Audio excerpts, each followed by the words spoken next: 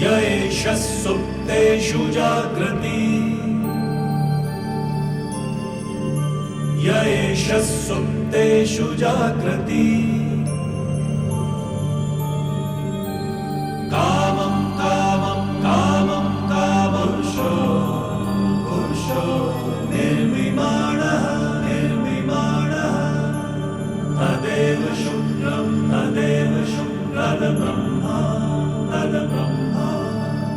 तदेवामृतमुच्यते तस्मिन् लोकः शतः सर्वे तदूनात्यपि कश्चन एतद्वैत एतद्वैत एतद्वैत एतद्वैत एतद्वैत एतद्वैत।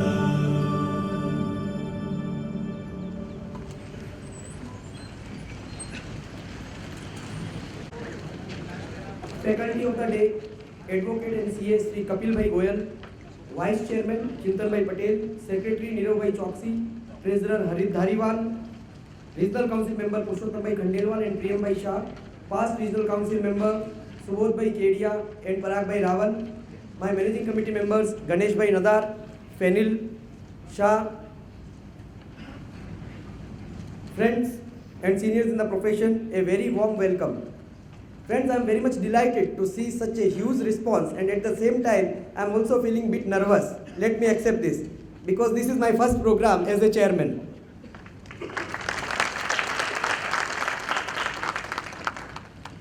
Friends, we have tried to accommodate all the members on the special and critical program like budget. Friends, we should accept and admit there are more than 8,000 members in Ahmedabad, and the capacity for the various venues is almost 1,000, 1,100 and 1,200.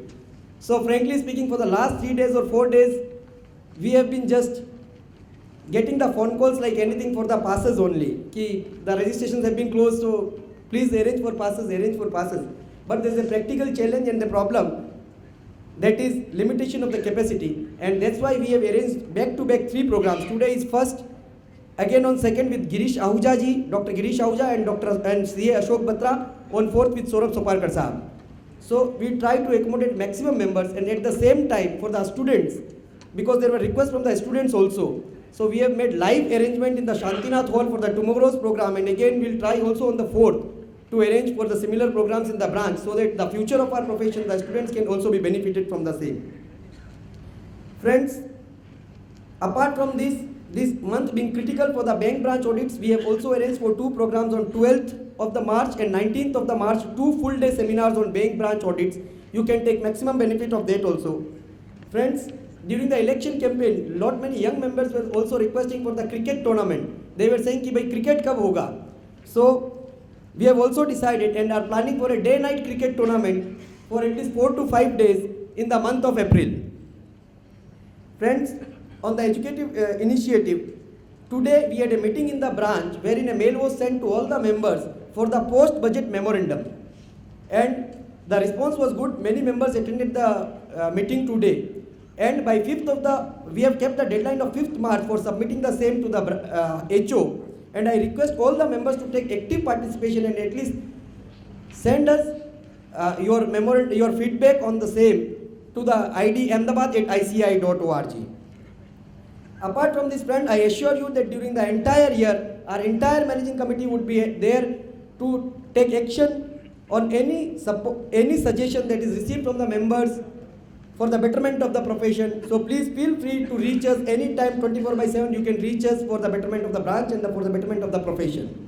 And I know this being a critical meeting, very less time is there, and I don't want to stand between the faculty and the members, but still we have to do and follow the customs. I request Harit Bhai Dhariwal to please introduce today's faculty.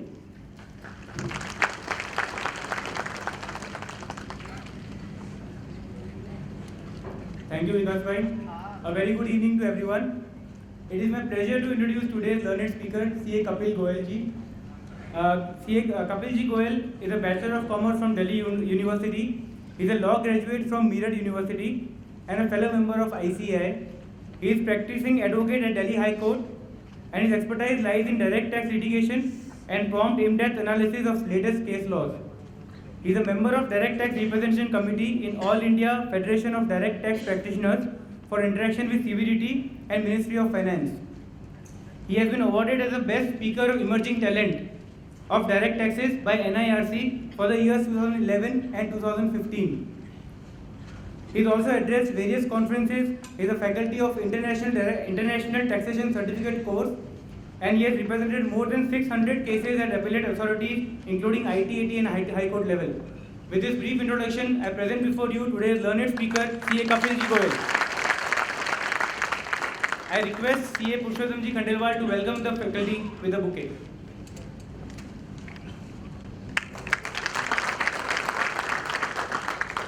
I request Priyambai Shah to please felicitate the speaker with a bouquet.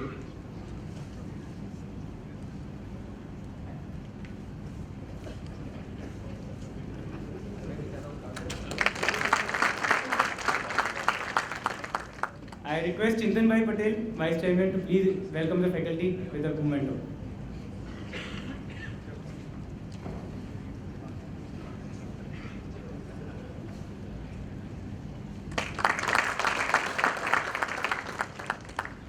Now I request Kapil Ji to please take charge. Thank you.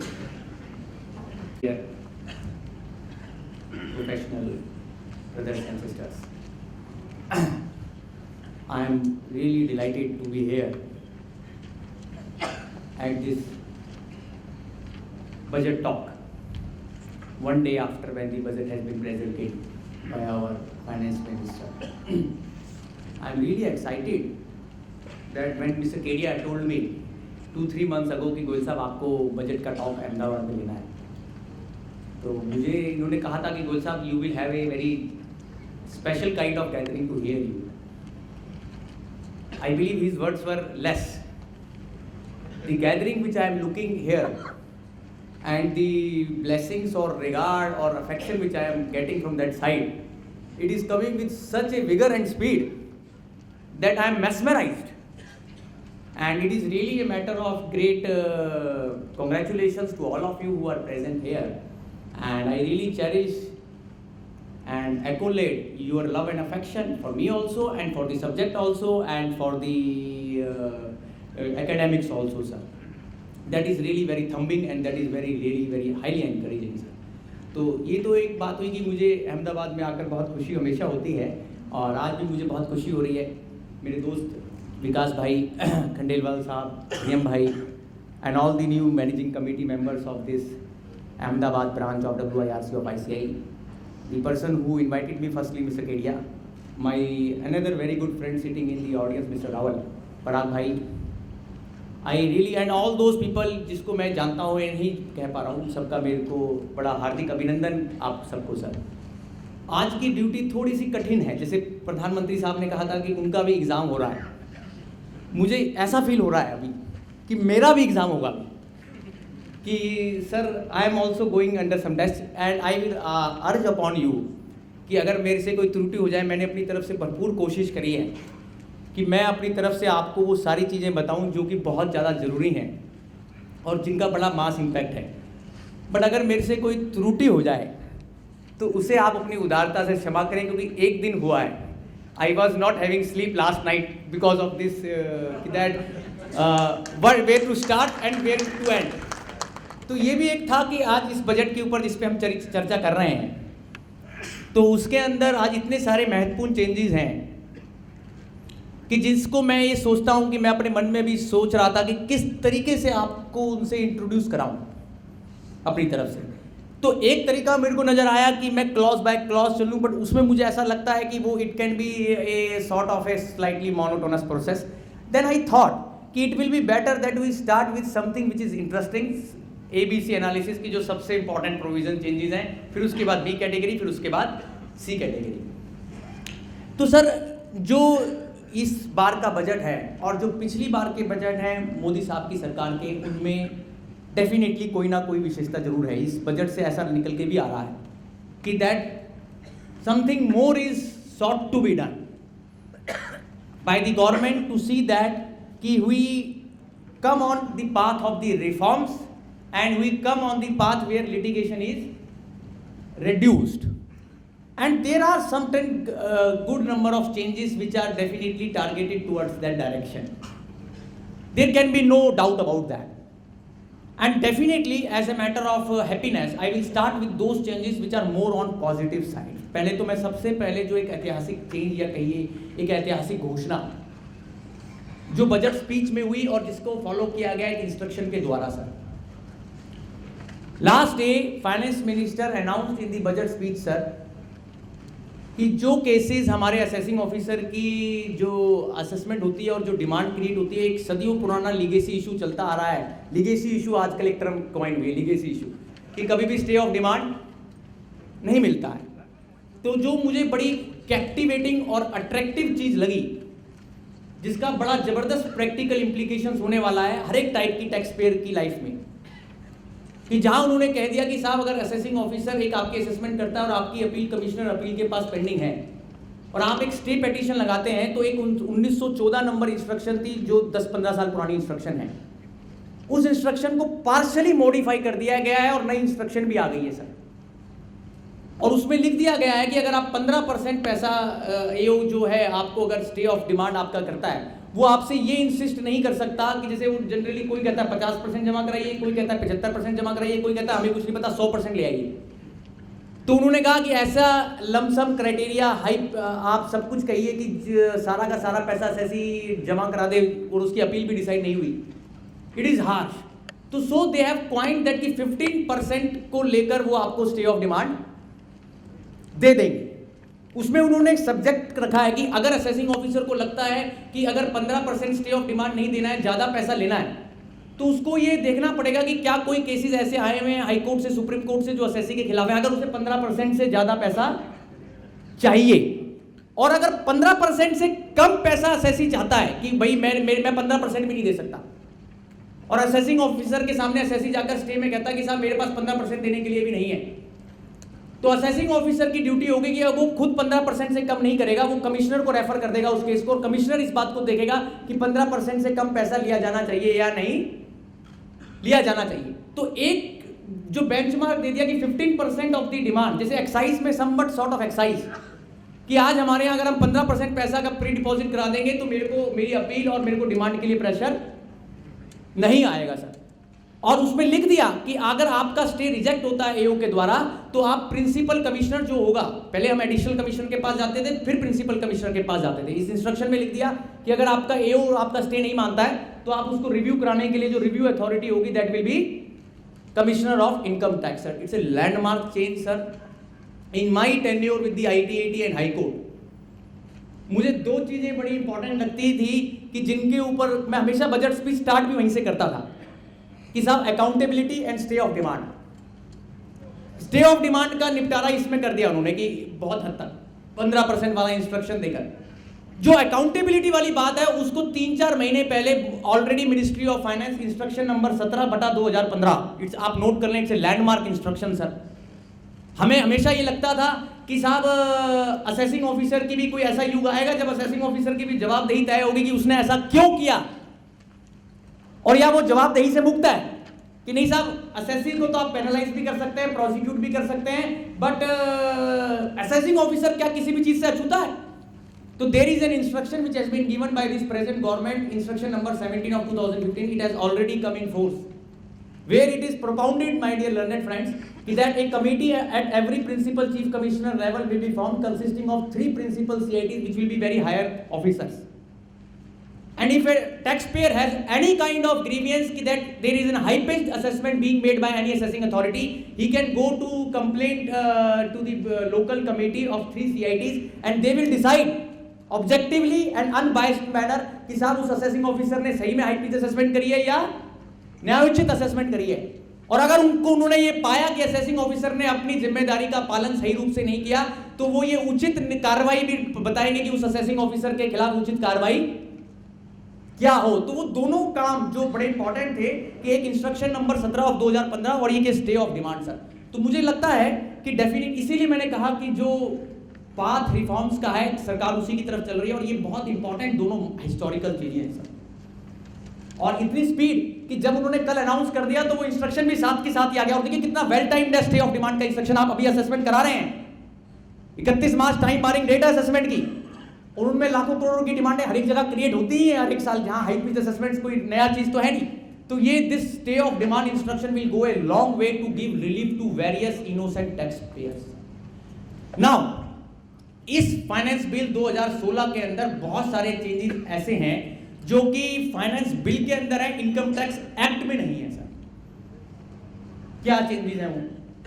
अब इन्होंने 3 चीजें करी हैं ऐसी जो कि finance bill के अंदर अलग से है, इनकम टैक्स एक्ट का पार्ट नहीं है। I will take all these 3 things at the beginning itself, sir. एक सबसे इंटरेस्टिंग चीज जो बड़ी इंपॉर्टेंट है, dispute resolution scheme. Finance bill 2016 के अंदर एक चैप्टर रखा गया है जिस चैप्टर के अंदर उस स्कीम की इंग्रेडिएंट्स स्पेसिफाई करी गई है कि साहब किसको डिस्प्यूट रेजोल्यूशन स्कीम बोला जाएगा। अब क्या है sir dispute resolution scheme? Finance minister की स्पीच में लिखा है कि साहब हमारे यहाँ कई लाख करोड़ रुपए लिटिगेशन के अंदर पेंडिंग है और कई लाख केसेस सीआईटी अपील के पास पेंडिंग है। अच्छा, इसको इस बैकग्राउंड में समझिए कि आज से 2-3 महीने पहले दिसंबर में एक ऐतिहासिक सर्कुलर आया था, सर्कुलर नंबर 21/2015। ऐतिहासिक क्यों कह रहा हूं मैं? क्योंकि वहां उन्होंने ये कर दिया था और कर दिया है ऑलरेडी कि साहब जहां पर अगर कोई आपकी कमिश्नर अपील का ऑर्डर ट्रिब्यूनल में ले जाने लायक है तो वो उसका जो उन्होंने अपील इफेक्ट का वो जो रखा है टैक्स इफेक्ट का quantum that is 10 lakh rupees, और आईटीएटी के ऑर्डर को अगर हाईकोर्ट में ले जाना है उसका टैक्स इफेक्ट 20 लाख रुपए रखा है। ये सर्कुलर आया 21/2015 10 दिसंबर 2015 को। बट दैट इज, उसमें लैंडमार्क क्या हुआ? लैंडमार्क ये हुआ, उन्होंने कहा कि पूरी कंट्री में जहां पर भी ट्रिब्यूनल के सामने, हाईकोर्ट के सामने जो भी केस पेंडिंग है, रेट्रोस्पेक्टिव इफेक्ट से ये सर्कुलर अप्लाई होगा। मतलब कि 10 साल पुरानी भी अगर ट्रिब्यूनल के सामने अपील साहब आपकी पेंडिंग है, डिपार्टमेंट की अपील, और उसमें टैक्स इफेक्ट 10 लाख रुपए से कम है, वो अपील लो टैक्स इफेक्ट की वजह से डिसमिस ऑटोमेटिकली हो जाएगी। ऐसे ही हाई कोर्ट के अंदर sir that was a landmark circular, and that circular उसकी आज तक भी हम जॉय उसको आज तक भी उसके पॉजिटिव साइड इफेक्ट्स और पॉजिटिव चीजें निकल के आ रही हैं। अच्छा, दूसरी जो इसी दिशा में उन्होंने काम किया कि जो मैं कह रहा था डिस्प्यूट रेजोल्यूशन स्कीम, वहां तो आपने ट्रिब्यूनल की पेंडेंसी को कम कर दिया और हाई कोर्ट की पेंडेंसी को कम कर दिया, जहां सर्कुलर नंबर 21/2015 आया दिसंबर के अंदर 2 महीने पहले। अब जो चीज करी है वो डिस्प्यूट रेजोल्यूशन स्कीम, वो कह रहे हैं कि साहब सीआईटी अपील के सामने 29 फरवरी 2016 29 फरवरी 2016 को जो अपील पेंडिंग है, जो क्राइटेरिया दिया है सर, जो उसमें चार्जिंग प्रोविजन है उसमें ये लिखा है कि जो आपकी अपील है वो सीआईटी अपील के सामने 29 फरवरी 2016 को पेंडिंग होनी चाहिए।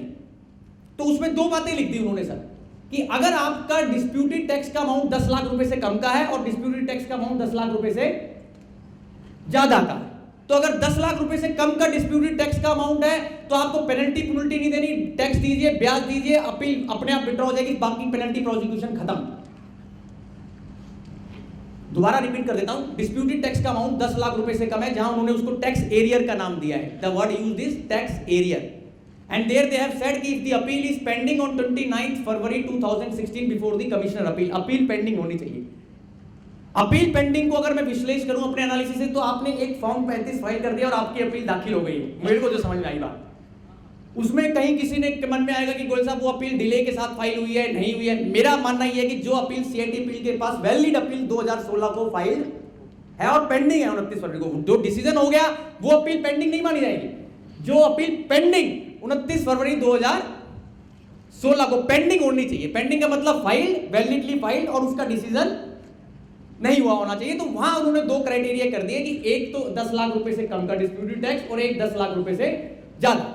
जहां 10 लाख रुपए से कम का डिस्प्यूटेड टैक्स होगा साहब, आपको टैक्स और ब्याज सूद देना है और बाकी सब चीजें ऑटोमेटिकली डाई कर जाएंगी। दूसरी चीज, अगर ज्यादा होगा 10 लाख से तो टैक्स इंटरेस्ट तो देना ही है और पेनल्टी का 25% देना है। ऐसे ही उन्होंने पेनल्टी के लिए कर दिया कि अगर पेनल्टी की अपील आपकी पेंडिंग है तो पेनल्टी का 25% दे दीजिए, बाकी का टैक्स जमा करा दीजिए, तो आपके खिलाफ हम प्रोसिक्यूशन नहीं करेंगे। इसका क्या सेंस है सर? इसकी सेंस सिर्फ एक इतनी सी है, इस स्कीम को अभी उन्होंने इसको जब भाई अभी तो पहले इन्होंने 1 जून 2016 डेट रखी है कि इफेक्टिव होगी 1 जून 2016 से, और जो आपको जिस डेट से पहले इसके अंदर एक डेक्लेरेशन फाइल होगी, बकायदा डेक्लेरेशन का फॉर्मेट आएगा, जैसे जो आगे रूल्स और गाइडलाइंस बताएंगी, उस डेक्लेरेशन में आपको वो डेक्लेरेशन फाइल करनी है। उस डेक्लेरेशन के बाद फिर उस हिसाब से जो चीजें चलेगी, आपको टैक्स जमा कराना है, ब्याज जमा कराना है, और आपकी वो सीआईटी अपील की अपील विड्रॉ हो जाएगी ऑटोमेटिकली टैक्स और इंटरेस्ट जमा कराते ही, और आपका जो प्रोसिक्यूशन है उससे आपको इम्यूनिटी मिल जाएगी। इसकी इफेक्ट सर मैंने देखा इसको पढ़ के, इसमें 2 चीजें जो नोट करने वाली है आपके लिए अभी इस समय जो मैं बता सकता हूं। एक तो नेगेटिव लिस्ट, इसमें कौन से ऐसे केसेस हैं जो फॉल नहीं करेंगे। एक केस उन्होंने जो सबसे पहले ऊपर लिख दिया 153A और 153C में जिसकी असेसमेंट होगी वो केस इसमें फॉल नहीं करेगा। भाई उनका कहना यह है कि जो आदमी सर्च के दायरे में आ गया उसको हम इसके अंदर फॉल नहीं कराएंगे। यहां बिल्कुल क्लियरली लिखा हुआ है, to make this discussion complete I am reading because ये नेगेटिव लिस्ट जरूरी है हमें समझना कि the provisions of this scheme shall not apply number 1 relating to an assessment year in respect of which assessment has been made under section 153A और 153C of the act. दूसरी चीज, relating to an assessment or reassessment in respect of which a survey was conducted under section 133A of the act has a bearing if it relates to any tax area. तीसरी, relating to an assessment in respect of which prosecution has been instituted on or before the date of filing declaration. जो आप declaration file करेंगे अगर उससे पहले already आपका prosecution initiate हो गया तो आप नेगेटिव लिस्ट में आ गए। तो ये 3 ही मेन चीजें हैं सर, नीचे एक आध और लिख रखी है। तो अगर 153A वाला केस है आपका सर्च का जहां रेड हो चुकी है एसएससी के ऊपर, 153C वाला केस है जहां सर्च के बेस पे किसी अदर पर्सन की असेसमेंट हुई है या सर्वे के बेस पे कोई असेसमेंट हुई है, they are coming in the negative list. Otherwise you can opt for this scheme. मुझे लगता है इस स्कीम का सेंस, जैसे मैं मेरे पास जो केसेस चल रहे हैं मेरे ऑफिस के अंदर सर, प्रैक्टिकली मैं आपको इलस्ट्रेट करूं, एक एसएससी है जिसके पास बड़ा छोटा सा एडिशन है जीपी रेट का, एनपी रेट का, वो 7 लाख रुपए का तो एडिशन है, 3 लाख रुपए का उसमें टैक्स इफेक्ट है। तो अब उसे क्या करना है? अब वो मुझे पता है कि अगर कमिश्नर अपील साहब को समझाने के लिए हम जाएंगे तो वो कहेंगे कि आप मानसरोवर कैलाश की यात्रा करके आइए तब आपको 3 लाख रुपए का रिलीफ मिलेगा। सर 3 लाख रुपए के लिए मानसरोवर कैलाश भगवान की यात्रा करना बड़ा दिक्कत वाली काम है। एनी हाउस, मैं सरलीकरण के लिए बता रहा हूँ बात सर। तो वो कह रहे हैं कि साहब 3 लाख रुपए जमा करा दीजिए, ब्याज जमा करा दीजिए, आपका सारा काम खत्म। तो this is also a very positive scheme sir. इसमें काफी सारी ऐसी बारीकियां जरूर आएंगी निकल के जहां फ्रीक्वेंटली आस्क्ड क्वेश्चंस की जरूरत मुझे और आपको जरूर पड़ेगी, और पड़ती भी है, क्योंकि यहाँ प्रैक्टिकली ये देखा जाएगा कि किस अपील को पेंडिंग कहा जाएगा, किस अपील को वैलिडली फाइल कहा जाएगा, किस समय ये कहा जाएगा कि आपने टैक्स प्रॉपरली जमा करा दिया है। तो मेरा अंडरस्टैंडिंग ये है कि this scheme is with a very about and a very sacrosanct object. तो इसको जितनी ज्यादा लिबरल रीडिंग दी जाए, तो इसका जो चैप्टर रखा गया है चैप्टर 10 है सर, ये फाइनेंस बिल 2016 के अंदर। This is chapter 10 dealing with this scheme का नाम इन्होंने जो दिया है direct tax dispute resolution scheme 2016 sir. इसके अंदर एक चीज और रखी गई है जो कंप्लीट नहीं होगी चर्चा की, जो स्पेसिफाइड टैक्स के लिए उन्होंने कहा कि किसी आदमी के ऊपर जो रेट्रोस्पेक्टिव टैक्स पुरानी सरकार ने लगाए थे, वो जो इशू चल रहा है कि साहब रेट्रोस्पेक्टिव टैक्स की वजह से अगर आपकी कोई लायबिलिटी पैदा हुई हुई है, तो उन्होंने उसको भी कहा है कि अगर आप चाहते हैं उसको खत्म करना तो आप आगे आ जाइए। और वो स्पेसिफाइड टैक्स मतलब वहां तो टैक्स एरिया यूज किया है जो सीआईटी के लिए अपील के लिए, वहां word use is tax area, और यहां वर्ड यूज किया है जो रेट्रोस्पेक्टिव टैक्स की वजह से डिमांड निकल रही है उसको स्पेसिफाइड टैक्स बोला है। अब वो कह रहे हैं कि अगर आप स्पेसिफाइड टैक्स देने के लिए तैयार हैं तो हम आपका पिन छोड़ देंगे, कुछ नहीं करना आपने। बट इशू इज दिस कि वो अभी जो बात मैं कल टीवी में देख रहा था, सुन रहा था, तो उसमें यही बात निकल के आ रही है कि वो स्पेसिफाइड टैक्स कोई बहुत छोटा मोटा अमाउंट नहीं है। अगर हम जिस केस की बात कर रहे हैं जिसकी वजह से ये बात आई है वोडाफोन के, जहां पहले बॉम्बे हाई कोर्ट का डिसीजन आया, फिर सुप्रीम कोर्ट का आया जिसमें 2-3 राउंड्स हुए, तो जहां हजारों करोड़ रुपए की डिमांड है, तो इसका इंटेंट ये है कि अगर आप रेट्रोस्पेक्टिव अमेंडमेंट की वजह से कोई टैक्स लायबिलिटी आपकी निकली है और आप कहीं हाई कोर्ट सुप्रीम कोर्ट में आपका कोई केस चल रहा है, वो आपको विड्रॉ करना पड़ेगा। यहां आप अगर स्पेसिफाइड टैक्स दे देंगे तो बाकी सारी बातें खत्म। इस सेकंड वाले पोर्शन के ऊपर मुझे डाउट है कि कितने लोग इसको यूज करेंगे, बट पहले वाला पोर्शन बड़ा कमाल का है उसके लिए, क्योंकि उसमें जहां स्पेशली जो 10 लाख से कम वाले केसेस हैं उनके लिए सीरियस कंसीडरेशन आपको और मेरे को करनी चाहिए, क्योंकि वहां पेनल्टी भी नहीं लग रही है सर 1 रुपए की। तो सर ये स्कीम क्लियर हुई, आगे दूसरी स्कीम पे चलूं सर? दूसरी स्कीम जो आई है सर, इसके अंदर जो कल उन्होंने कहा कि हम एक क्या कहेंगे इसको, वॉलेंट्री डिस्क्लोजर तो नहीं कह सकते उनके साथ, it is not VDIS, amnesty scheme भी नहीं कह सकते, ये गलत नाम होगा। वो नाम कहते हैं कि it is income declaration scheme 2016। क्या चीज है सर? युग चल रहा है, पिछली बार सरकार ने पिछले साल ब्लैक मनी लॉ आया था, उसके लिए एक विंडो बनाई थी, जिस विंडो में कहा था कि आप इस विंडो एक बड़ा इंटरेस्टिंग वर्ड है, उस विंडो के अंदर से आ जाते हैं और हमें पैसा दे देते हैं तो हम आपको भयमुक्त कर देंगे। आप सोच सकते हैं, ऐसा जेटली साहब ने कहा भी था और ये कई बार न्यूज़पेपर में दिया। अब उन्होंने कहा कि साहब डोमेस्टिक ब्लैक मनी, भाई डोमेस्टिक ब्लैक मनी क्या चीज है सर? वो कहते हैं कि जो आदमी इंडिया के अंदर ऐसा पैसा लिए बैठा है जिसके ऊपर जो अनअकाउंटेड वेल्थ है, जिसके ऊपर उसने टैक्स नहीं दिया, वो कहते हैं कि साहब हम एक विंडो लाएंगे 1 जून से लेकर 30 सितंबर तक, जिसको अगर आप इस्तेमाल करना चाहते हैं, वो भी उसमें भी नेगेटिव लिस्ट लगी हुई है, I will just tell you. तो अगर 1 जून को जो विंडो खुलेगी और 30 सितंबर को बंद होगी, अगर आप उसका इस्तेमाल करना चाहते हैं और आप नेगेटिव लिस्ट में नहीं आते हैं, तो आपको 2-3 चीजें करनी पड़ेगी। 30% टैक्स, 7.5% सरचार्ज और 7.5% पेनल्टी। तीनों मिलाकर कितना हुआ सर? 30 + 7.5 + 7.5 45%। तो कितने लोग, मेरे दोस्त अभी पूछ रहे थे नीचे बैठे कि गोयल साहब कितने लोग 45 रुपए देंगे? ये बड़ा डिफिकल्ट क्वेश्चन है मेरे लिए। मेरे को भी लगता है कि ये तो बड़ा 45 रुपए देना बड़ा आसान काम नहीं है, पर जिसकी इच्छा करे कि वो देना भी चाहे तो दे सकता है, उसको मैं और आप थोड़ा रुकेंगे। बट लॉ सेज कि 45 rupees has to be paid अगर आपको इस स्कीम की conditions fulfil, eligibility criteria fulfil करना है। इसमें 2 चीजें गौर करने वाली हैं। एक, मेरे जो दोस्त कल ये बैठे हैं आगे केडिया जी, RCM की बड़े भाई केडिया साहब, इन्होंने मुझे बड़ी इंटरेस्टिंग चीजें कल बताई भी और मैं उसको डिस्कस भी करना चाहता हूँ। एक चीज तो सर इसके अंदर ये है कि यहाँ एक ऐसा प्रोविजन दिया हुआ है कि अगर आप इस स्कीम के अंदर फॉल करते हुए आपने इस स्कीम को अवेल नहीं किया, मान लीजिए अगर आप इस स्कीम के लिए एलिजिबल हैं और आप इस स्कीम का फायदा नहीं उठाते हैं, तो इसमें एक फाइनेंस बिल के अंदर एक सेक्शन है, सेक्शन 194 का क्लॉज C बड़ा इंटरेस्टिंग है। ये पहले भी था ब्लैक मनी लॉ वाली स्कीम में, बट क्योंकि ब्लैक मनी लॉ वाली स्कीम फॉरेन रिलेटेड थी इसलिए बहुत लोगों को नहीं लगती थी, तो इसलिए हमने उसको ज्यादा गौर ना किया हो शायद। But this particular clause is definitely can be very embroiling and can have a very serious consequences.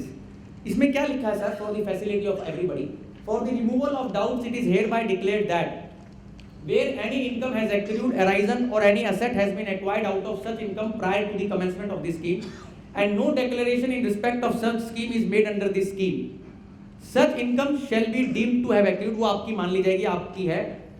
The value of the asset acquired out of such scheme shall be deemed to have acquired or made in the year, this is the important line, in the year in which a notice under section 142, 143(2) और 148 और 153 is issued by the assessing officer and all other provisions of income tax act, भारतीय आयकर अधिनियम के सारे provisions मुटाटिस मुटंडिस apply होंगे।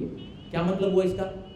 इसका ये मतलब ये हुआ कि अगर आप इस स्कीम में फॉल करते हुए नहीं आए, जो मुझे लग रहा है बेसिक ग्रामेटिकल रीडिंग से, जो ग्रामर वाली रीडिंग कर रहे हैं, मगर जो मेरा बह भी है और जो मुझे मेमोरेंडम सर्कुलर से और फाइनेंस बिल की स्पीच से भी आवाज निकल के आती है कि अगर आप इसके अंदर एक बार आते हुए नहीं आए, तो हो सकता है कि कल जब डिपार्टमेंट मुझे ये कहे कि साहब आपका ये 6 साल पुराना पैसा है मिस्टर गोयल, और जिसको आप कह रहे हैं कि हम टाइम बार्ड हो चुका है सेक्शन 148 के हिसाब से, that can come under scanner, कि वो ये मान लेंगे कि वो पैसा उस साल का है जब उन्हें पता चला है। तो इससे वो जो एक विरोधाभास जो पैदा हो रहा है, मैं अगर सरल शब्दों में कहूं कि एक तरफ तो ये लॉ है कि जो ये डीम्ड मान रहा है कि ये उस साल का है जिस साल में आपने नोटिस दिया है, और एक तरफ वो लॉ है इनकम टैक्स एक्ट के अंदर जहां धारा 68 वगैरह है जो कहती है कि अगर आपका कोई अनएक्सप्लेन्ड क्रेडिट वगैरह मिलता है वो उस साल का माना जाएगा जिस साल में इन्वेस्टमेंट करिए या क्रेडिट हुआ है। और 148 भी 6 सालों तक आ सकता है या 15 साल अगर फॉरेन एसेट है। तो वहां को ये नहीं है कि कोई भी चीज जब डिपार्टमेंट उठेगा तभी मान लिया जाएगा कि वो उसी साल का है। This provision is an alarming provision to my understanding, it requires another relook. I will urge upon my leaders that this suggestion is mooted very categorically because it can definitely boomerang also and it can backfire also। हो सकता है कि कई बार शब्दों, English ऐसी language है कि कुछ और कहना चाह रहे हो, कई सर हो जाता है, बड़े बड़े व्यक्ति विद्वानों से हो जाता है।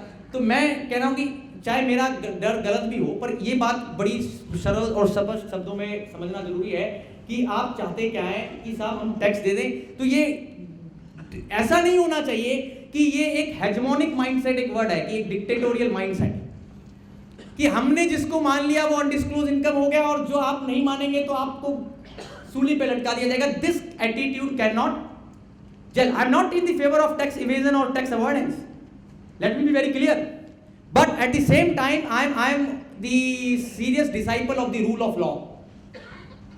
And what is rule of law says friends, कि जो चीज जो एक्शन टाइम बाउंड हो चुका है आप उसको रीइंकारनेट नहीं कर सकते। This provision is, I am believing that it may definitely be reincarnating the closed and time barred proceedings.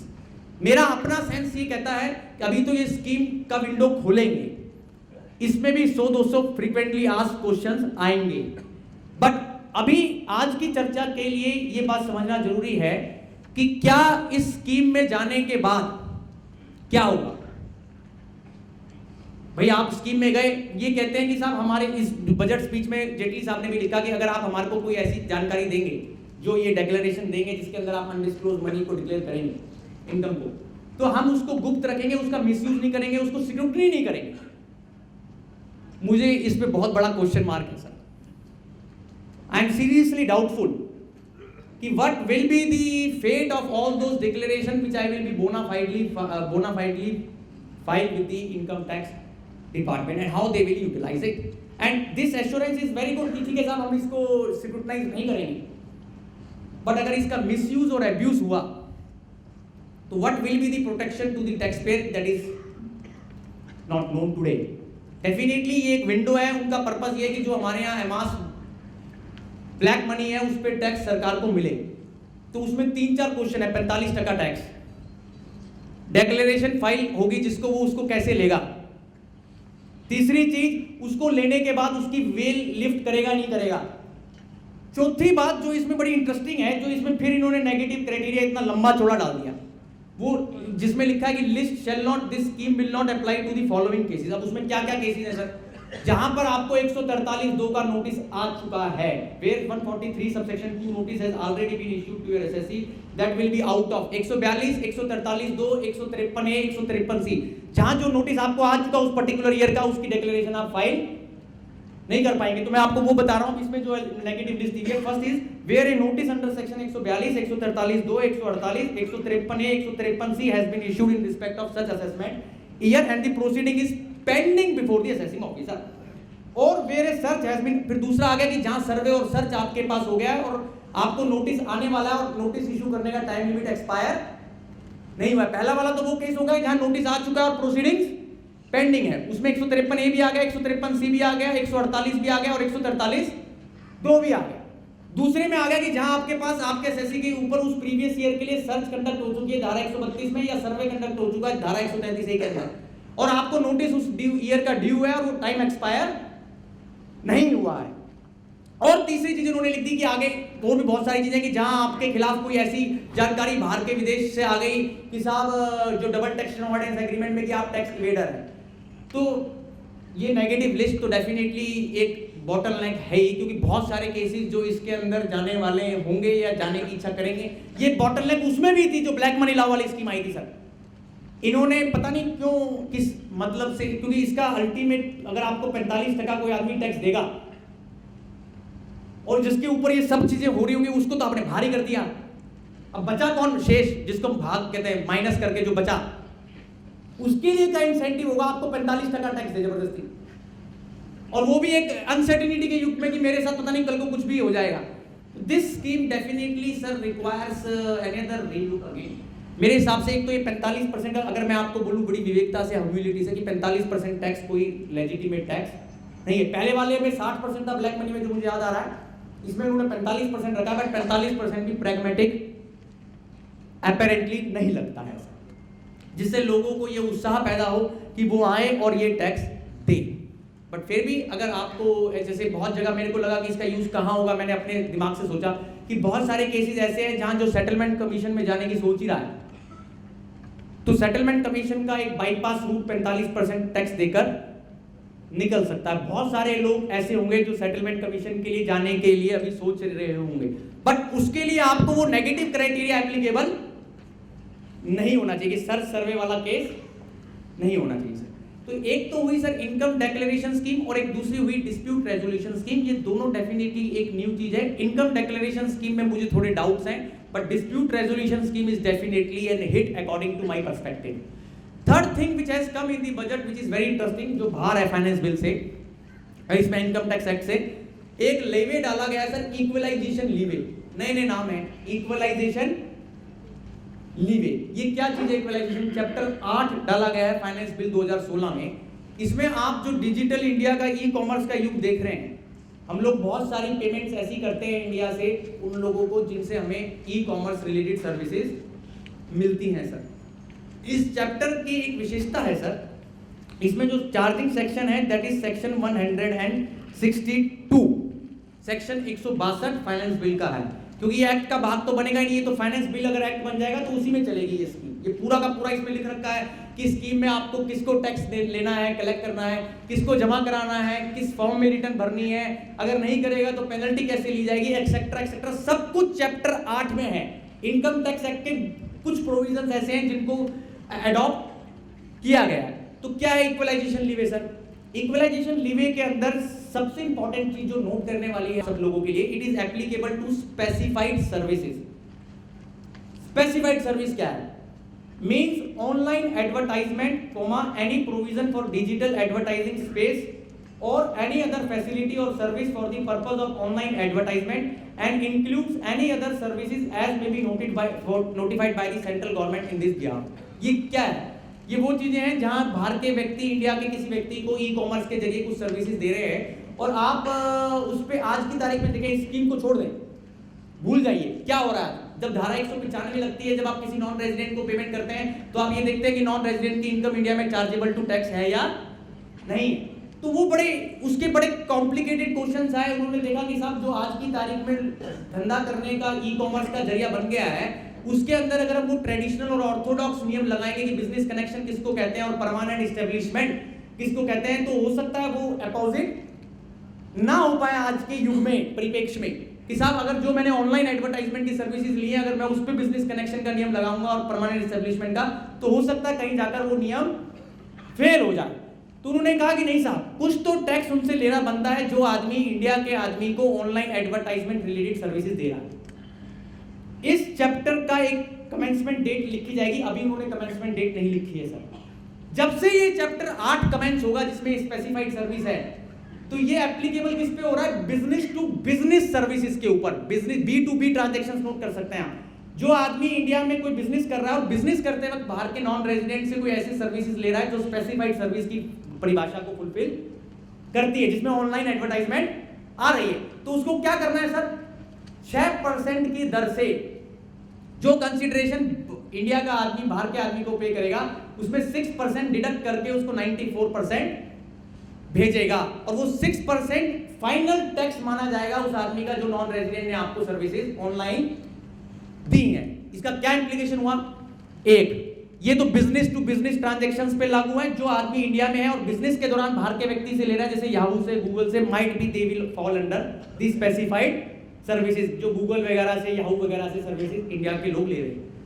और भी पोर्टल हो सकते हैं। दूसरी इसमें क्राइटेरिया डाला कि 1 लाख रुपए से ज्यादा की पेमेंट एग्रीगेट पूरे साल में होनी चाहिए, तब आप पे 6% का नियम, 1 लाख पर एनम। तो 6% is the rate of deduction, 1 lakh is the threshold, the person who has to comply is the person who is doing business during the course of business, जो पेमेंट कर रहा है, इसीलिए उसको बिजनेस टू बिजनेस में डाला गया है। तीसरी चीज जो सर बड़ी इंटरेस्टिंग है, यही 2 चीजें नोट कर लीजिए सर, मैं बता रहा हूं बड़ी इंपॉर्टेंट है। एक तो ये कि जो व्यक्ति इस पेमेंट को ग्रहण करेगा, दैट इज नॉन रेजिडेंट, उसकी इनकम उसके हाथ में टैक्स फ्री होगी। Section 10 sub section 50। जो नॉन रेजिडेंट स्पेसिफाइड सर्विस की इनकम जिसके ऊपर चैप्टर 8 के अंदर इक्वलाइजेशन लीवे लग गया है, वो जो रिसिपिएंट होगा उसके हाथ में धारा 10 के अंदर वो कर मुक्त रहेगी, नंबर 1। नंबर 2, अगर आपने पेयर ने उसका टैक्स नहीं काटा 6% की दर से, आपने सेक्शन 40 पढ़ रखा है, उसमें 2 नियम ऑलरेडी है कि अगर आप किसी आदमी को पेमेंट करते हैं और उस पर टैक्स काटना बनता है और टैक्स नहीं काटते तो क्या होता है सर? खर्चा, तो इसमें भी लिख दिया सर, सेक्शन 40 IB डाला है, 40 AIB, जिसमें लिखा है कि अगर आपने इस कंसीडरेशन पे इस चैप्टर 8 को फुलफिल नहीं किया तो वो कंसीडरेशन डिसअलाउ हो जाएगी आपकी प्रॉफिट एंड लॉस अकाउंट की इनकम को निकालते वक्त। तो इट इज वेरी इंपॉर्टेंट। अच्छा, इसकी सेंस क्या है, कॉमन सेंस। मैंने कल परसों कंपेयर किया कि आज अगर हम 195 लगाते हैं और किसी हांगकांग के आदमी से मैं कोई ऐसी ऑनलाइन सर्विसेज ले रहा हूं और वो हांगकांग की आदमी की सर्विसेज आज रॉयल्टी की परिभाषा में सेक्शन 9 में फॉल करती है। अगर आप रॉयल्टी की परिभाषा पढ़ेंगे तो बड़ी लंबी चौड़ी है इनकम टैक्स एक्ट, मैं उस पर नहीं जा रहा, बट आपको एक आइडिया देने के लिए। तो अगर हांगकांग के साथ हमारी ट्रीटी नहीं है, इसलिए मैंने एग्जांपल लिया, और हांगकांग के किसी आदमी से कोई सेवाएं ले रहे हैं और उसको आप ऑनलाइन सर्विसेज कह लीजिए और ये स्कीम नहीं होती तो क्या करना पड़ता मुझे? तो आज के परिप्रेक्ष्य में ऐसा व्यू डिपार्टमेंट का है कि सेक्शन 9 के अंदर वो रॉयल्टी बन जाएगा और 115A के अंदर जो टैक्स रेट 10% है अभी, तो वो 10% टैक्स देना होगा subject to PAN number of the non resident. तो 10% वहां टैक्स देना, उसको रॉयल्टी देखना, DTAA के झंझट में पड़ना। अब उन सब से ये नहीं है कि 6% टैक्स देने के बाद कोई भी 1 रुपया एक्स्ट्रा नहीं मांगा जा सकता। उसमें लिख दिया कि अगर यहाँ 6% टैक्स ले लिया तो वो जो नॉन रेजिडेंट जो भी कंसिडरेशन उसको मिलेगी वो 100% tax free. That amendment has been done in section 10 sir. तो this is very important amendment. अभी इसकी कमेंसमेंट डेट उन्होंने नहीं लिखी है। I believe this definitely this scheme is very rational. और इसका एक, जिन लोग थोड़े इंटरनेशनल टैक्स से परिचित हैं उनके लिए मैं बता दूं कि इसका पर्पस एक और है सर, कि जो लोग बाहर से रहकर बिजनेस कर रहे हैं और कहने को उनकी कोई परमानेंट इस्टेब्लिशमेंट इंडिया में नहीं है, जैसे हम जिसको परमानेंट इस्टेब्लिशमेंट ट्रेडिशनली बोलते हैं कि आदमी आ रहा है बाहर से और अपना एक बिजनेस प्रीमिसेस ले रहा है। आजकल वर्चुअल बिजनेस प्रीमिसेस भी हैं। तो उस चीज को कंट्रोल करने के लिए भी ये जरूरी था कि ऐसे जहां पर गवर्नमेंट को कुछ टैक्स नहीं मिल रहा है। तो this is a very interesting idea and it is very beautiful. I believe 6% is the very rational rate and it is again very important कि हाँ, एक चीज जरूर है कि अगर आप इसको नहीं काटेंगे तो आपका एक्सपेंडिचर डिसअलाउ हो जाएगा। और यहाँ पूरा खर्चा है, यहाँ वो 30% वाला खर्चे में नहीं डाला है इसको। जैसे पहले तो बीच में कमेंटमेंट करती थी कि अगर आप किसी खर्चे पे टैक्स नहीं काटते हैं तो आपका 30% की दर से खर्चा डिसअलाउ होगा। वो भी जेटली साहब ने किया था 2014 में, पर इसको अलग रखा गया है। यहाँ लिखा कि कंसिडरेशन डिसअलाउ हो जाएगी जो आप पे करेंगे आपका P&L अकाउंट में से। तो प्लीज मार्क इट, यहाँ वो 30% का रेशियो नहीं चलेगा। तो इसके बाद सर ये 3 चीजें हुई कि income declaration, dispute resolution, equalisation, levy. पता नहीं मेरे समझ में नहीं आ रहा अभी तक सर एक चीज, कि जब मैं इस बजट को पढ़ रहा था कल, तो इतने सारे ABCDEFGHI, इसकी क्या इंपॉर्टेंस है? इंपॉर्टेंस है, बट इनकम टैक्स एक्ट में इतनी ज्यादा इंपॉर्टेंस हो चुकी है कि हम लोग भी जब आप लोगों के साथ चर्चा करते हैं, कोर्ट में रहते हैं जजेस के लिए, अब ये रिवाज समझ में नहीं आया कि IAB कौन सा सेक्शन हुआ। भाई आप उसको कोई दूसरा नंबर दे दीजिए। अब वो सेक्शनों के नंबर ABCD की जगह TWD, FWD, ये क्या सेक्शन हुआ? और अभी तक मेरे माइंड को ये बात, और अभी आगे अभी तो पता चलेगा, क्योंकि हमारे यहाँ जब इस इनकम टैक्स एक्ट में जो इस बार सेक्शन डले हैं उसमें इतनी सारी अल्फाबेटिकल, अल्फा न्यूमरिक बोला जा सकता है, अल्फा न्यूमरिक सेक्शंस की, जहां 3 वर्ड न्यूमरिक है और 3 वर्ड अल्फाबेट के हैं, और उसको अगर आप याद करें तो 6 वर्ड हो गए, तो बड़ा मुश्किल है। अब ये समझ में नहीं आता कि ये क्यों एक लाइन में नहीं है। Anyhow, coming back to my point, after these 3 amendments sir, the three proposals which have been made, there are some landmark and very path breaking proposals which have been made in this budget. मैं पहले assessment oriented जो proposals हैं उनको ले रहा हूं। Assessment हम क्योंकि चल भी रही है, और असेसमेंट एक ऐसी चीज है कि जो बड़े मास लोगों को इंपैक्ट करती है और इसका हर एक आदमी को लेना देना है।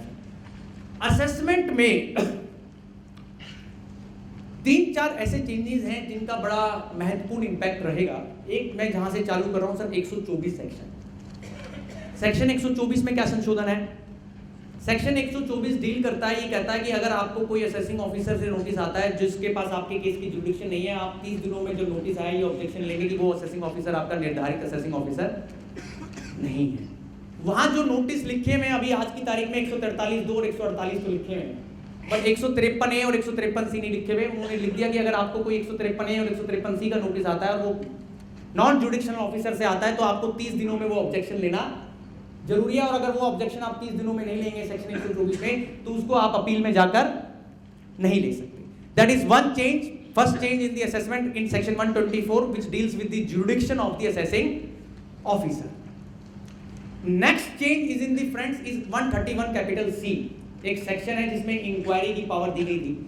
वहां लिखा गया है कि जो डीआई सिस्टम्स इंफॉर्मेशन कलेक्ट करेगा या करता है, directorate of income tax systems information, जो आपसे इंफॉर्मेशन सम्मान करता है और वो इंफॉर्मेशन विभिन्न प्रकार की होती है, किसी भी ट्रांजैक्शन से रिलेटेड हो सकती है। उस इंफॉर्मेशन को उसमें राइट दे दिया उनको कि साहब वो प्रॉपरली उस इंफॉर्मेशन को समझेंगे, एनालाइज करेंगे, डिकोड करेंगे और डिकोड करने के बाद उस अधिकारी को भेजेंगे जो आपका असेसिंग ऑफिसर है।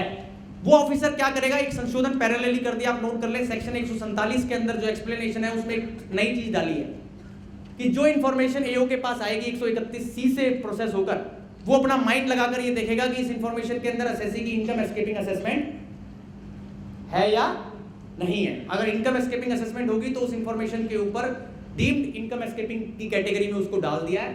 और इसीलिए ये बड़ा जरूरी है कि जब आप इस तरीके की इंफॉर्मेशन का रिप्लाई दें तो मॉरल ऑफ द स्टोरी ये हुआ कि अगर आज मुझसे कोई इंफॉर्मेशन ड्रिवन कोई इंक्वायरी आई कि गोयल साहब आपने ये इन्वेस्टमेंट कर रखी है, कहां से लाए पैसा आप, तो I have to be sincere and sensible in responding to any inquiry which is generated by the system from the income tax department so that unwanted litigation in form of section 148 can not arise subsequently, because 131C की जो amendment है उसको 147 से map कर दिया इन्होंने sir. हालांकि मेरा अपना एक आज तक ओपिनियन है कि कोई भी इंफॉर्मेशन, चाहे कोई भी अथॉरिटी इनकम टैक्स डिपार्टमेंट की बनाती है, चाहे वो इन्वेस्टिगेशन विंग है, चाहे वो एनुअल इंफॉर्मेशन रिटर्न है, चाहे वो कोई भी है, तो असेसिंग ऑफिसर जब भी रीओपनिंग करेगा तो उसको अपना इंडिपेंडेंट माइंड अप्लाई करना होगा। आपके यहाँ एक मैंने केस देखा sir, don't take me otherwise, but मैं बता देता हूँ। मुकेश चौकसी साहब के सर्च हुई, उसके बेसिस पे हजारों केस लोगों के खुल गए। मुकेश चौकसी साहब ने कहा कि मैंने सारी कंपनियां जो बना रखी हैं बोगस कंपनियां हैं। I saw one order in 2016 written by honourable justice Akhil Qureshi in Gujarat high court.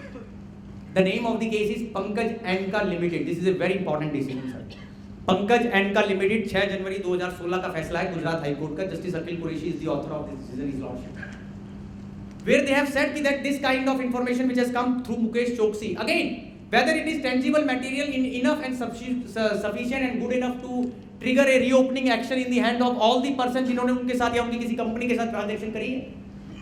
तो कोर्ट has said कि without application of independent application of mind merely because some person is ready, the assessing officer cannot reopen the case. That is the latest view of your Gujarat High Court sir, and I also see that this is the common view of the other high courts also, but be cautious. I am just telling you कि when an inquiry comes and it comes through system, then I have to properly, positively and sincerely, मैं उसको फाड़ के ना फेंकूं, उसको रद्दी ना समझूं sir, तो उसको उसका रिप्लाई देना प्रॉपर भाषा में जरूरी है। तो 124 हो गया, 131 हो गया, 131 के साथ 148 हो गया। तीसरा प्रोविजन सर, मैं एक बार एक सुप्रीम कोर्ट के, एक हाई कोर्ट के जज के सामने अपीयर हो रहा था, तो मुझे बड़ी इंटरेस्टिंग चीज, चुटकुले नहीं आते सर, तो मैं एक बड़ी इंटरेस्टिंग चीज सुना सकता हूँ जो चुटकुले से थोड़ा सा मिलती जुलती। उसमें क्या हुआ कि एक हाई कोर्ट के जज थे, वो कहते हैं साहब, ये हमारे कंटेक्स्ट में भी लग रही है आज के टाइम में, वो कहते हैं कि साहब इनकम टैक्स एक्ट एक बड़ा विचित्र एक्ट है। कैसे विचित्र एक्ट है कि इसके अंदर आप पढ़ो ऊपर से सेक्शन, चलो कुछ आपने सब सेक्शन 1 पढ़ना चालू किया, कुछ लगा समझ में आया कि क्या हो सकता है अंदर स्टोर बॉक्स में, सब सेक्शन 2 पे पहुंचे, नीचे जाकर नंबर आया एक्सप्लेनेशन का, तो भी कुछ समझ में आया कि साहब एक्सप्लेनेशन एक्सप्लेन कर रही है। अब वो जब तक सारा सब सेक्शन पढ़ के, एक्सप्लेनेशन पढ़ के नीचे प्रोवाइजो पे पहुंचे, तो ऊपर जो पढ़ा था वो चला गया सर। ये भी यहाँ पर भी है कि कई बार ऐसा समझ में आता है कि जो बात पहले पढ़ा वो किस सेंस का था। तो ये कहा कि साहब ये बड़ा इंटरेस्टिंग है इस इनकम टैक्स एक्ट के साथ, और ये बढ़ रही है चीज, ये विचित्रता कम नहीं हो रही है सर। तो धारा 143 पे आ जाते हैं सर, जिसका बड़ा, मैं तो बड़ी हलीमी से कहूंगा, दुरुपयोग हुआ है। मैंने बहुत सारे केसेस ऐसे पाए जहां सेंट्रल प्रोसेसिंग जो सीपीसी है, and this is I am saying with all humility at my command, अगर किसी मेरे दोस्त को बुरा लगे तो प्लीज मुझे क्षमा करना, कोई डिपार्टमेंट का दोस्त हो तो सीपीसी सर एक ऐसी चीज लगी मुझे कि जो हर एक टाइप का काम करने लगी कि भाई असेसिंग ऑफिसर क्या करेगा फिर, इतने सारे असेसिंग ऑफिसर्स। किसी ने सोचा कि गोयल साहब हमें बताइए कि इनकम टैक्स एक्ट आप इतना पढ़ते हैं कि कितने टाइप के असेसिंग ऑफिसर्स हो सकते हैं। मैंने कहा ये सवाल मेरे से मत पूछिए, जिन्होंने इनकम टैक्स एक्ट बनाया उनसे पूछिए कि कितने टाइप के असेसिंग ऑफिसर हो सकते हैं एनी हाउस। अब सीपीसी हर एक टाइप का काम कर रहा है, तो उन्होंने 143 सबसेक्शन 1 जिसमें पहले 2 पावर्स थी, अरिथमेटिकल मिस्टेक को ठीक करने की और जो एपरेंट मिस्टेक्स है उनको ठीक करने की। अरिथमेटिकल एरर्स को पहले 2 टाइप की मिस्टेक्स को आप एडजस्टमेंट करके 143 सबसेक्शन 1 में भेज सकते थे। उसमें अरिथमेटिकल मिस्टेक वर्ड लिखा हुआ है और एक वर्ड हो रहा है जिसमें ये लिखा है कि this thing will be deemed to be apparent from record, ये भी एरर मानी जाएगी। उसकी डीम्ड एक्सप्लेनेशन भी है। वो 2 चीजें हैं, आप इसके 2 के आगे 4 चीजें और डाल दी, तीसरा नंबर, चौथा नंबर, 5वां नंबर और 6वां नंबर, 4 चीजें इंट्रोड्यूस करी गई है धारा 143 सबसेक्शन 1 के अंदर, जो कि अब ये उस दायरे में आ जाएंगी जो एडजस्टमेंट के दायरे में। क्या क्या चीजें हैं सर? वो क्या क्या चीजें हैं जो लास्ट वाली से चालू कर देते हैं, जिसके हम सब शिकार हैं विद ऑल रिस्पेक्ट। 26 AS, भाई एडवोकेट हो, कोई भी आदमी हो, डिपार्टमेंट को लगता है कि जो कुछ 26 AS में लिख दिया वो भगवान से ब्रह्मा का वचन है, इट्स गॉस्पेल ट्रूथ। और जबकि 26 AS से ज्यादा मुझे बुके ऑफ एरर्स और कॉमेडी ऑफ एरर्स किसी में नजर नहीं आता है। All and this is proved by the courts, ये मेरे अपने वचन भी नहीं है, मैं आपको इसके लिए साइटेशंस भी दे सकता हूं जहां ये बात कोर्ट्स ने ऑब्जर्व कर दी कि 26 AS has proved itself to be bouquet and comedy of errors. तो so what they have done, चौथी जो आइटम डाली कि उन्होंने कहा कि 26 AS का मिसमैच अगर है तो आपको कहेंगे कि साहब, सीपीसी कहेगा जो भी है कि साहब आपकी ये एडजस्टमेंट क्यों ना कर दी जाए, कारण बताओ। एक इंटीमेशन भेजेगा आपको, प्रपोज इंटीमेशन, जो कंप्यूटर से आएगी, एक स्वाभाविक है, जब कंप्यूटर वाला कर रहा है तो कंप्यूटर से ही भेजेगा उसको। तो कंप्यूटर से आएगी तो 30 दिनों के अंदर अगर आपने जवाब दे दिया तो साहब सही है, और 30 दिनों में जवाब नहीं दिया तो वो अपने आप जो उसको सही लगेगा वो कर देगा, वो आप जानते हैं क्या सही लगेगा। But issue is now this, इसमें 3-4 चीजें हैं सर जो बड़े इंपॉर्टेंट हैं और जिसकी डिस्कशन यहां जरूरी है इस अगस्त गैदरिंग के सामने, कि हम किस तरफ बढ़ रहे हैं। एक तो वो तरीका हुआ कि जहां हम समझते हैं कि ह्यूमन एजेंसी जो एसएससी की असेसमेंट करे और इस बात की विवेचना करे कि क्या सही है और क्या गलत, और एक तरफ हम उस युग की तरफ बढ़ रहे हैं कि हम सब कुछ कंप्यूटर के हवाले सौंप दे रहे हैं, कंप्यूटर ही जज कर लेगा, जिस आदमी का जहां इंटरफेस कोई भी नहीं है। there is a serious gap and it is producing lot of unwanted litigation sir. I don't know, मुझे अभी तक ये समझ में नहीं आ रहा कि इसको 26 AS को कंप्यूटर के अंदर डालने का क्या जरिया, और जबकि ये अदरवाइज ही बकवास है सारा का सारा काम, क्योंकि उसमें मेथड, आप 26 AS के डिफरेंस 1000 कारणों की वजह से हो सकते हैं, इसको मैं यहाँ उल्लेख करने की जरूरत नहीं है टाइम वेस्ट करने की। 26 AS के डिफरेंस कई रीजन से हो सकते हैं, मेथड ऑफ अकाउंटिंग की वजह से भी हो सकते हैं, आपकी कोई टैक्सेबल इनकम ना हो इसलिए भी हो सकता है, एक्सेट्रा एक्सेट्रा। बट आज आप देखिए उस आदमी को आपने क्या पावर दे दी कि वो आपको प्रपोजल बनाकर भेज रहा है। अच्छा, ये सब काम सिक्योरिटी में नहीं हो रहा है, ये सब काम कहां हो रहा है? वो एडजस्टमेंट के अंदर ही ये सारा काम हो रहा है कि 26 AS की बेसिस पे एडिशन होगा या नहीं होगा। तो 143(2) किस लिए बना था? और ये सब चीजें इतनी डिबेटेबल है, I am just submitting that contentious issues how can they be subject matter of any adjustment. तो उसमें 3 चीजें उन्होंने और लिख दी। वो कह रहे हैं आप वैसे तो वो टैक्स ऑडिटर को तवज्जो नहीं देते सर, वो कहते हैं ऑडिटर तो जो मर्जी लिख देता है, उनका अपना एक मजाक में काम है कि साहब ऑडिटर। अब यहां देखिए क्या कह रहे हैं, अगर ऑडिटर ने अपनी ऑडिट रिपोर्ट में कोई खर्चा डिसअलाउ कर दिया और आपने उसको रिटर्न में डिसअलाउ नहीं किया तो वो भी डीम्ड एडजस्टमेंट के दायरे में आ जाएगा। ये बड़ा पैराडॉक्सिकल है कि आप एक तरफ तो कहते हैं कि नहीं, audit report is not the sacrosanct and still assessing officer has all freedom to go into the independent view, but now you are under 143(1) for making the adjustment. You are making the adjustment on the basis of the difference between the audit report and the written income filed by the SSC. I don't know sir, मेरे बस की नहीं reconcile करना sir. और ये कहां हो रहा है? ये सब 143(2) से पहले 143(1) में हो रहा है सर। 2 चीजें और डाली है, तीसरा नंबर और चौथा नंबर, 2 मैंने बता दी, वो भी ऐसी हैं जहां आपने लॉस क्लेम कर लिया और आपने ड्यू डेट तक रिटर्न फाइल नहीं करी, आपने कोई टैक्स हॉलिडे डिडक्शन क्लेम कर ली और उसकी रिटर्न आपने प्रॉपर्ली फाइल नहीं करी, वो चौथा केस है। ये 4 केस है sir. But again let me sum up that these are the 4 cases which have been made subject matter of adjustment under 143(1) and definitely it can be appealed but it will generate again unproductive and unwanted litigation which can be paradoxical. तो 30 दिनों में सिर्फ अच्छी बात यह है कि principle of natural justice को थोड़ी बहुत तवज्जो दी गई है कि जहां वो बोल रहे हैं कि आपको जवाब देने की मोहलत दी जाएगी, बट वो जवाब जिसको दिया जाएगा वो कितना उसको डिसाइफर कर पाएगा, कितना उसको एग्जामिन कर पाएगा, एल्यूसिडेट कर पाएगा, that is all left to cases. ये तो आगे आने वाली, और अभी तक का तो यही हमारा एक्सपीरियंस है कि जो सीपीसी के साथ है कि जहां वहां पर कोई नॉन एप्लीकेशन ऑफ माइंड नाम की जो एक कॉमन सेंस की चीज होती है वो मैंने सीपीसी के अंदर बिल्कुल नहीं देखी सर। तो ये एक अलग टाइप की चीज़ है, आप इससे प्लीज सावधान रहें। 26 से पहले भी लोग बाग मैच करा के रिटर्न भरते थे, तो मैं ये चाहता हूँ कि जो 4 केंद्र बिंदु इसमें दिए गए हैं, उन 4 केंद्र बिंदुओं को रखकर आप अपने केस को रिटर्न फाइल करें, अपनी टैक्स कंप्यूटेशन बनाएं, ताकि ये वाहियात लिटिगेशन जो भी है इसको, तो ये हर एक ऐसी लिटिगेशन नहीं करना जाता। सेकंड चीज, 143(1)(d) में इन्होंने पहले प्रोविजन डाला था कि साहब अगर सिक्योरिटी का नोटिस आ गया तो रिटर्न को प्रोसेस नहीं किया जाएगा। वो क्या होता था, उसका अल्टीमेट इफेक्ट रिफंड होता था कि असेसी का जो रिफंड लेना है वो 143(2) का जब नोटिस आ गया तो ये रिफंड तो देता नहीं था, वो सारा रिफंड एडजस्टमेंट, वो बैकवर्ड वर्किंग चलती थी कि साहब कितनी असेसमेंट कर दी जाए, कितनी इनकम निकाल दी जाए और किससे वो शून्य पे आ जाए रिफंड। तो एक अच्छी बात ये लिखी गई कि ऑर्डर करने से पहले रिटर्न की प्रोसेसिंग करना जरूरी होगा। ठीक है, 143(2) करते वक्त उससे पहले नहीं है, बट 143(2) करने के बाद ऑर्डर करने से पहले इट विल बी एंश्योर्ड, उसमें प्रोवाइजो डाल दिया 143 सबसेक्शन 1(d) के अंदर, कि जहां उन्होंने लिख दिया कि रिटर्न की प्रोसेसिंग होना जरूरी है सर ऑर्डर पास होने से। इट विल गिव जो मेरे रिफंड वगैरह के एंटाइटलमेंट्स वगैरह है दैट विल बी सेफगार्डेड। तीसरी चीज उन्होंने करी है सर 143(2) में जो ऐतिहासिक प्रोविजन है स्क्रूटनी की असेसमेंट। मैंने 6-7 बार पढ़ा, मैं आपको फ्रैंकली बता दूं कैंडिडली, मुझे पहले तो समझ में नहीं आया कि इसमें चेंज क्या है। फिर मैंने किताब रखी इधर फाइनेंस बिल वाली एक साइड पे और इनकम टैक्स एक्ट वाली एक साइड पे, और line by line word by word comparison करा, तो मुझे जो डिफरेंस नजर में आया वो ये नजर में आया कि पहले उसमें लिखा था कि 143 अगर आप 139 की रिटर्न भरते हैं और 142 की रिटर्न भरते हैं तो समय सीमा के अंदर एओ आपको सिक्योरिटी का नोटिस जारी कर सकता है। यहां उन्होंने एओ कर सकता, वहां एओ वर्ड था, अब यहां वर्ड एक और डाल दिया प्रिस्क्राइब्ड इनकम टैक्स अथॉरिटी। मेरे पास अभी कोई जानकारी नहीं कि प्रिस्क्राइब्ड इनकम टैक्स अथॉरिटी किसको कहा जाएगा। जो क्यास लगाया जा रहा है और जो एक्सपीरियंस बता रहा है कि प्रेस्क्राइब इनकम टैक्स अथॉरिटी कौन होगा, आप जान रहे हैं कौन होगा प्रियम जी? सीपीसी।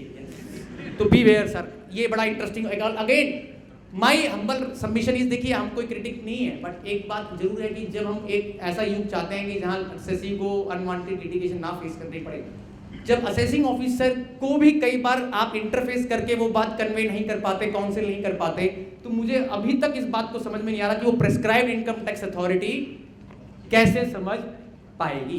बट एनी हाउ ये चेंज कर दिया उन्होंने, एओ के साथ word prescribed income tax authority लिख दिया।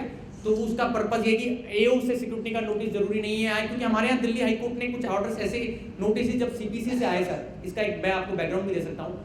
There are 2 decisions in my knowledge from Delhi High Court where the notice of security came from Bangalore, and the SSE filed the writ petition before the Honorable Delhi High Court challenging the jurisdiction of the CPC to issue notice under Section 143 subsection 2. High Court was pleased to quash the notice in 2015, saying that the CPC is not the jurisdictional assessing officer competent enough to give the notice under 143 subsection 2.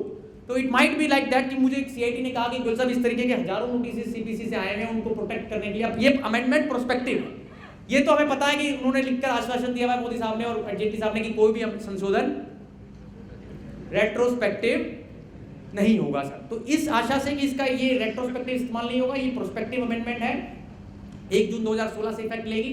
तो जो prescribed income tax authority है उससे भी आपको 143(2) का notice आ सकता है sir. तो ये 3 प्रोविजंस डिस्कस करने के बाद सर अब next provision which comes in the law is, इसमें बीच में एक चीज रह गई सर, 139 सेक्शन जो रिटर्न फाइलिंग से रिलेटेड है, उसमें भी बड़ा इंपॉर्टेंट चेंज है। 139 के अंदर जो आप रिटर्न फाइल करते हैं उसमें 3 टाइप की रिटर्न जनरली देखी गई हैं। एक तो जो जनरल रिटर्न आप फाइल करते हैं, एक बिलेटेड रिटर्न और एक रिवाइज्ड रिटर्न। तो बिलेटेड रिटर्न और रिवाइज्ड रिटर्न का चेंज बड़ा इंपॉर्टेंट है, वो आप नोट कर लीजिए। 139(4) के अंदर जो मुझे नजर आया, उन्होंने कहा है कि जो पहले within 1 year from the end of the assessment year वाली बात थी, now they are saying that कि this particular return which you have to file under section 139, you have to ensure that you file before the 139 subsection 4 की जो amendment है sir. Any person who has not furnished a return within the time allowed to him under subsection 8 may furnish the return for any previous year at any time before the end of the relevant assessment year or before the completion of assessment whichever is earlier। तो क्या change हुआ sir? 1 साल वाला code. दूसरा important change 139(5) की language क्या कर दी, if any person having furnished return under subsection 1 or subsection 4। पहले क्या था कि जो आप रिटर्न रिवाइज कर सकते थे वो वही रिटर्न रिवाइज कर सकते थे जो 139(1) की थी। 139(4) की रिटर्न को रिवाइज करने की सहूलियत नहीं थी, वो यहाँ उन्होंने 139(4) को भी डाल दिया है सर। तो these are the two important changes in section 139। इसके अलावा इन्होंने एक चीज और लिखी है कि अगर आपको कोई इनकम टैक्स रिटर्न भरनी है एसएससी को 139(1) के अंदर, तो सेक्शन 10 क्लॉज 38 की जो एग्जम्पशन होती है उसको बिना देखे ही देखना है कि आपकी इनकम मैक्सिमम अमाउंट से ज्यादा है या नहीं है। 1038 वाले को उन्होंने एक्सक्लूजन में डाल दिया है सर। आफ्टर दिस अनदर चीज, ये पता नहीं किस तरीके का फ्लिप फ्लॉप चल रहा है, कभी असेसमेंट की टाइम लिमिट 21 महीने हो जाती है, कभी 2 साल हो जाती है। मेरे तो याद ही नहीं पड़ता सर कब कितने साल रही थी। अभी दोबारा से इन्होंने फिर चेंज मारा है, वो कह रहे हैं कि 153 और 153 भी। ये क्लियर हो गया यहां तक सर? 124, 131, 148, 139, 143 के प्रोविजंस। अब मैं जो बात कर रहा हूं आपसे time limit, change in time limit of assessments, धारा 153 और धारा 153 भी। 153 नॉर्मल असेसमेंट और रीअसेसमेंट की टाइम लिमिट की बात करती है। 153 भी सर्च केसेस में जो टाइम लिमिट होती है रेड केसेस के अंदर, उसकी बात करती है। कुछ चेंज नहीं है, बड़ा लंबा चौड़ा है, उसको जगह जगह से जहां 12 महीने था वहां 9 महीने कर दिया, और जहां 24 महीने था उसको 21 महीने कर दिया। ये याद करने में थोड़ा सा डिफिकल्ट है, बट अब जो भी है वो कह रहे हैं कि पुरानी असेसमेंट जो चल रही है पुराने सालों की, वो तो उसी प्रोविजन के हिसाब से होगी जो पहले था। जो नई असेसमेंट्स होंगी वो 24 महीने की जगह 21 महीने में टाइम लिमिट, और जो 12 महीने में 9 महीने की। इसमें एक चेंज आप देख लीजिए पढ़ने के लिए, बीच में ये बात कही गई थी, उठी भी थी और इंस्ट्रक्शन भी आया था कि अपील इफेक्ट जो देते हैं हमारे असेसिंग ऑफिसर्स, उसमें बहुत सारी लैक्सिटी ऑब्जर्व की गई है। अपील इफेक्ट का मतलब समझते हैं? जैसे सीआईटी अपील ने आपकी 10 लाख की उन्हें एडिशन करी, 9 लाख की सीआईटी अपील सामने उड़ा दी, हम कहते हैं कि एओ को जाकर के भैया ये सीआईटी अपील के ऑर्डर को इफेक्ट दे दो। अच्छा, वो अपील इफेक्ट देने से क्यों करता रहता है? क्योंकि उसको डिमांड अगर आपने पे कर रखी होगी उसका रिफंड देना पड़ेगा। तो उसमें मेरे को नजर आया इस बड़े डिटेल प्रोविजंस में कहीं ना कहीं उन्होंने वो समय सीमा में समयबद्ध करने की कोशिश करी है कि 3 महीने के अंदर वो अपील इफेक्ट दिया जाना चाहिए। That is a very interesting change which you please note separately कि that appeal effect has to be given. पहले दो टाइम लिमिट थी अलग से कि अगर कोई सीआईटी अपील आईटीएडी सेट असाइड कर देता है ऑर्डर को तो उसको कितने समय में किया जाएगा, वो अभी भी लिख दिया उन्होंने, और कोई नया असेसमेंट करना है वो भी लिख दिया। बट अपील इफेक्ट कितने समय में दिया जाएगा उसकी चर्चा सेक्शन 153 में अलग से की हुई है। तो प्लीज लुक एट दैट। और 153 बी में जो सर्च असेसमेंट में है उसमें भी उसी 24 महीने को स्लैश करके 21 महीने कर दिया और 12 महीने को स्लैश करके 9 महीने कर दिया। तो वो कुछ नहीं है, वो 2-3 महीने ये वॉलीबॉल और चलता रहता है। आगे चलते हैं सर। ये असेसमेंट रिलेटेड चेंजेस थे सर जो बड़े इंपॉर्टेंट मुझे लगे। अच्छा, इसके साथ एक बड़ी इंटरेस्टिंग चीज है, एक 281 बी सेक्शन होता है, मैं भूल ना जाऊं, 281 कैपिटल बी, जिसमें प्रोविजनल अटैचमेंट होती है। क्योंकि असेसमेंट से रिलेटेड है कि अगर असेसमेंट के दौरान एओ को लगता है कि एसएससी कोई रिकवरी को डिफराउड ना कर दे तो वो आपके एसेट्स को लेकर प्रोविजनली अटैचमेंट कर सकता है। तो बहुत लोगों को ये लगता है कि हम स्वैपिंग कर ले। जैसे क्या होता है कि साहब आप जिस चीज को मेरी प्रोविजनल अटैचमेंट करना है प्लीज ये मुझे वापस कर दो, ये मैं बेच दूंगा और मेरे से बैंक गारंटी ले लो। तो उस प्रोविजन को एक्ट में डाल दिया गया है कि 281 बी के अंदर कि अगर आप चाहते हैं कि जो असेट्स आपका अटैच हो गया उसको आप वापस ले लें और कोई बैंक गारंटी दे दें उस असेट के बदले में जो उसकी फेयर मार्केट वैल्यू है, किसकी जो अटैचमेंट हुई है, तो वो डिपार्टमेंट उसको एओ को पावर दे दी कि उस अटैचमेंट को रिवोक कर सकता है और आपसे बैंक गारंटी ले लेगा। उसको पावरफुल बना दिया कि अगर वहां उसको फेयर मार्केट वैल्यू निकलवानी है उस असेट की जो आपका अटैचमेंट में है तो वो डीवीओ की मशीनरी की सहायता ले सकता है। सर ये तो असेसमेंट के जो चेंजेस थे वो बताए मैंने। इसके अलावा एक बड़ा इंटरेस्टिंग चेंज है पेनल्टी से रिलेटेड। मेरे को अभी तक मुझे रिकंसाइल नहीं हुआ प्रेम कि मैं जब से इनकम टैक्स का स्टूडेंट था कि concealment of income particulars, inaccurate particulars, ये 2 वर्ड रटते जान निकल गई सर। अब क्या हुआ, हमारी जान नहीं सर, सुप्रीम कोर्ट देखिए कितने सारे जजमेंटों में ये बात सोचता ही रहा कि 271(1) की पेनल्टी कहाँ लगेगी कहाँ नहीं लगेगी। इतने सारे लोगों ने इतना सारा दिमाग लगाया, उन्होंने कहा नहीं चल रही बात, चेंज कर दो इसको। सर 271(1) जो हमने पढ़ा इनएक्यूरेट पर्टिकुलर्स और कंसीलमेंट ऑफ इनकम, उसका काया पलट हो गई है। 2 सेक्शन डाले गए हैं। मैं बहुत डिटेल में व्याख्या नहीं कर सकता, मैं पहले एडमिट कर रहा हूं, मैं बार बार आपको, क्योंकि ये बड़ी जबरदस्त अंग्रेजी है इसके अंदर। 270A 270AA 2 सेक्शंस हैं सर, 270A 270AA। जो कंसीलमेंट पेनल्टी आपने समझा था उसको भूलना पड़ेगा, ये तभी समझ में आएगा। वो कह रहे हैं कंसीलमेंट वर्ड कोई नहीं है, इनएक्यूरेट कुछ नहीं है, अब नए वर्ड होंगे, अंडर रिपोर्टिंग ऑफ इनकम और मिस रिपोर्टिंग। अरे बड़ा इंटरेस्टिंग है। मैंने एक बात एनालाइज करी सर कि जो हमारे असेसिंग ऑफिसर साहब है वो कई बार जब असेसमेंट ऑर्डर करते हैं तो उनको बड़ा आज तक भी with all humility at my command कि साहब कंसीलमेंट किसको कहेंगे, इनएक्यूरेट किसको कहेंगे, वो इंटरचेंजेबल और फंजिबल मैनर में यूज होते हैं। फंजिबल मैनर समझते हैं, इंटरचेंजेबल हो रहा है। अब ये इतने interesting words miss reporting and under reporting. Sir under reporting वाले को 50% की पेनल्टी और मिस रिपोर्टिंग वाले को 200% की, वो उसमें भी लिखा बजट में। अब बात यह आएगी गोयल साहब मिस रिपोर्टिंग किसको कहेंगे और अंडर रिपोर्टिंग किसको कहेंगे। पहले मैं मिस रिपोर्टिंग बता देता हूं ताकि आपको ये क्लियर हो जाए कि कौन सा ज्यादा वाइड है और कौन सा कम वाइड है। Misreporting of income refer to in this section shall be following. Shall be following का मतलब मेरे को लगता है कि ये हार्ड एंड फास्ट हो गया कि इसमें जो लिखा है वही मिस रिपोर्टिंग माना जाएगा। पहली चीज मिस रिप्रेजेंटेशन और सपरेशन ऑफ फैक्ट्स। कौन सी चीज होगी जो इसमें नहीं आएगी सर? बड़ा ये मिस रिप्रेजेंटेशन किसको कहेंगे? सेपरेट। अच्छा दूसरा word failure to record investment in books of account. चलो ये तो थोड़ा जघन्य अपराध हो गया, सीरियस हो गया, इसको मान लेते हैं। तीसरा claim of expenditure not substantiated by any evidence. Sir मेरे समझ से पर ये क्या है? क्लेम, मैं दोबारा पढ़ देता हूं, claim of expenditure not substantiated by any evidence. चौथा recording of any false entry in the books of accounts.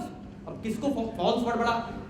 E failure to record any receipts in the books of accounts having A